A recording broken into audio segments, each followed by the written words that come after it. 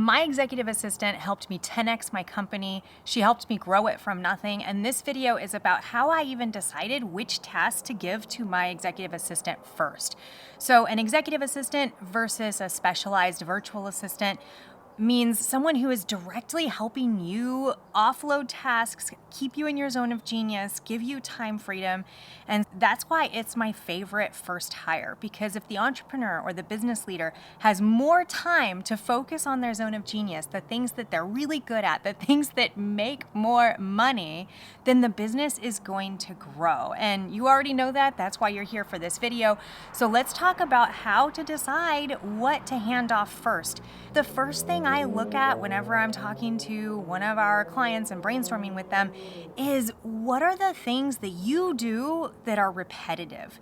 Because if you're handing off the repetitive things first, it's not that your executive assistant can't take on harder things, but if there are things that you're repeating a lot, and that single task that you're repeating a lot is taken off your plate first, then all of a sudden you're going to free up that much more time to have more clarity and to be able to be really, really strategic in your business and also with other tasks to offload to your executive assistant.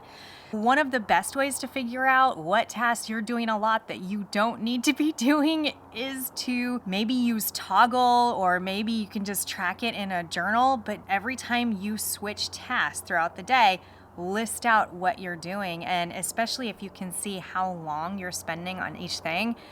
It's called a time audit. It's one of the absolute best ways to catch yourself doing unnecessary things that other people can do, or maybe you're doing things that aren't moving your business forward. So you do your time audit and you pick out the things that do not require your specialness. They don't require you. Somebody else can do them. And you mark all of those things. And then next you go through and you say, okay, which of these things do I do the most often? And that's where you start. And then it gets more and more fun as you choose more things, because after you've identified the repeated tasks that you do not need to be doing, for example, one of my favorites is scheduling and rescheduling calls. That was one of the first things that I offloaded to my executive assistant. And then once we developed trust, I gave her my email inbox. Oh, it's so nice. So nice. Because I was just spending so much time. Once I got into my email, it was like this rabbit hole that I just had a hard time getting out of, and it pulled me out of my flow state. You know the drill. You have an email, I'm sure, and you probably feel the same way. So after you've identified those repetitive tasks, then you start getting into the ones that, hey, somebody else can do. I don't need to do this because these tasks don't require me, but maybe you're not going to immediately offload it, but you just kind of want to have an idea of what these tasks are. So I have one executive assistant. She's in my email box. She goes in before I start my day, and she organizes my entire email inbox. And then I have a right now chat, which is the only chat that has notifications on. Every other chat, I have notifications off because I want to stay in my flow state. I want to stay in my zone of genius. I don't want to get pulled out of it. And she knows which emails are right now emails. She screenshots them in there. And then she also drafts what she thinks I would say. So she puts the right now screenshot email in our Slack channel, and then I go into my email to actually send something, and she's already written what she thinks I would say. A lot of times I need to tweak it, but it doesn't matter. It gives me that foundation, and I'm so much faster sending the emails. And then she has all of the not right now emails that she puts in a nice little folder for me. Those are the starred ones. Like, they need to be taken care of eventually, but they're not right now. Oh my goodness, I could make a whole nother video probably on email inbox management, but I wanted to give you an idea of how she frees up my time. And then I started listing one at a time the different types of emails that she can just handle. She doesn't need to ask me about it. I don't need to know about it. She can just handle it. And then there's ones that I want her to handle, and the ones that she handles, she puts her name to. I don't have her put my name to it if I didn't see it or I wasn't part of it. And then I tell her which ones of those I actually do want to see a screenshot, because when someone refers me, for example, I want to see that someone referred me, but I don't want to be involved in the process because there's a system, there's a process to referrals, and I don't need to be involved in that. So After you've figured out these tasks that are repeatable, they have a process, then next you can think about, okay, I have my virtual assistant for a set number of hours per week.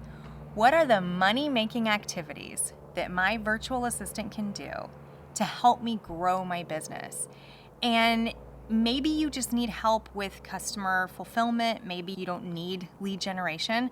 But when I first started this business, I needed help with lead generation. And so I listed out those money-making activities for her to do, and I stayed in my zone of genius. So I'm like, okay, to get a customer, these are the parts that I need to be personally involved with. These are the things that require my specialness. And I love being on brainstorming calls. So if you're interested in hiring a virtual assistant and you're nice, we only accept nice clients, and you want to help us with our mission of providing amazing jobs and stability for virtual assistants in the Philippines who maybe they've been taken advantage of by other people, maybe they haven't been well taken care of, or maybe they're just amazing and nobody's quite appreciated them yet. And our mission is to find the most amazing virtual assistants in the Philippines, love on them, give them the absolute best care and support, and then we attract nice clients to pair them with each other. And there's a lot more to it than that. So if you want to brainstorm how to hire a virtual assistant with us, that's my job. I get on the phone and we talk about your business. We talk about where to move the needle in your company.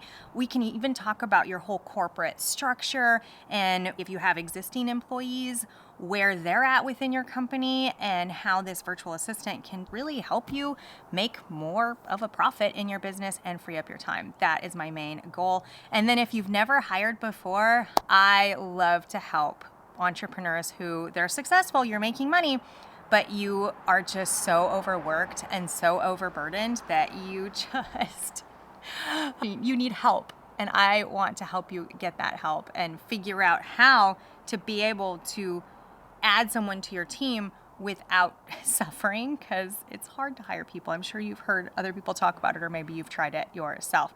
So once you've handed off the repetitive tasks, the money-making tasks, just pay attention to the things that you do throughout the day and which parts don't need you. So I call it hybrid relationship building or hybrid lead generation. There are parts of the process that I like to think require me, because I'm so special.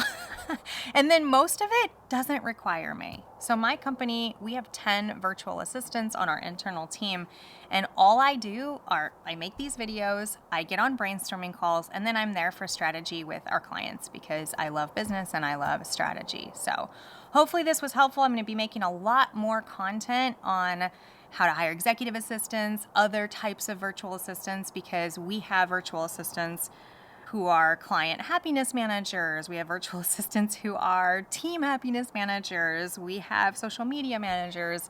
There's a lot of different types of virtual assistants. So I will continue to make videos on this. Let me know if this was helpful. Oh, and I will leave the link below to book a call, but you can just check out rhinosquad.org if you want to book a call.